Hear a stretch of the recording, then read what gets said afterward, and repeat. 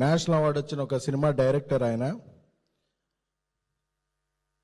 మనందరికీ audience pulse ఎలా తెలుసో ఆయనకు ఉమెన్ పల్స్ అలాగా చేయి పట్టుకోకుండా తెలుసు ఆయనకి. అందుకే ఆయన థియేటర్లకు వెళ్తుంటే అసలు ఆడియన్స్ రెస్పాన్స్ ఏంటి ఇదేంటి వేరే లెవెల్లో ఉంది. సో రాహుల్ రేంద్ర గారు ఫస్ట్ ఈ సక్సెస్ ఎవరన్నా ఎంజాయ్ చేయాలి అంటే ఇక్కడ అందరూ అన్నీ చూశారు, but this success credit goes to you. ఎందుకంటే మీ కష్టం తెలుసు. ఒక 3 ఏళ్ల నుంచి రష్మిక గారు కొన్ని సినిమాలు చేశారు, దీక్షిత్ గారు కొన్ని సినిమాలు చేశారు, హేషం గారు కొన్ని సినిమాలు చేశారు, విద్యా గారు కొన్ని సినిమాలు చేశారు, ధీరజ్ కొన్ని.